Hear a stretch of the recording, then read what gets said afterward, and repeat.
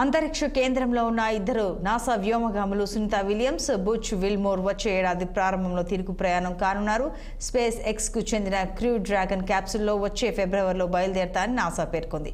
Boeing కు చెందిన star లైనర్లో గత జూన్ 5న భారత సంతతి ఆస్ట్రోనట్ అయిన సునీత విలియమ్స్, మరో వ్యోమగామి బుచ్ విల్మోర్ అంతరిక్ష కేంద్రానికి చేరుకున్న సంగతి తెలిసిందే.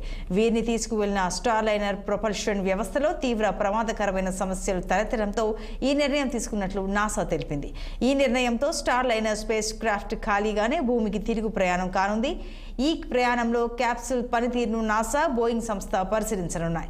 మరోవైపు వచ్చే ఏడాది ఫిబ్రవరి వరకు అక్కడే ఉండనున్న సునీత విల్మోర్లు స్పేస్ స్టేషన్లో ఉండి మరిన్ని పరిశోధనలు, నిర్వహణ, సిస్టమ్ టెస్టింగ్ చేయనున్నారు.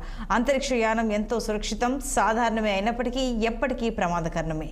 టెస్ట్ ఫ్లైట్ అనేది సాధారణ సురక్షితం కానే కాదు. విల్మోర్, విలియమ్స్ను స్పేస్ స్టేషన్లోనే మరిన్ని రోజులు ఉంచాలని నిర్ణయించాం. వారి భద్రత దృష్ట్యా ఖాళీగానే బోయింగ్ స్టార్ లైనర్ను కిందికి తీసుకురానున్నామని నాసా అడ్మినిస్ట్రేటర్ బిల్ నెల్సన్ పేర్కొన్నారు. స్పేస్ క్రాఫ్ట్ వ్యవస్థ పనితీరును గమనించడంలో తీవ్రంగా కృషి చేసిన నాసా, బోయింగ్ బృందాలకు ఈ సందర్భంగా ఆయన కృతజ్ఞతలు తెలిపారు.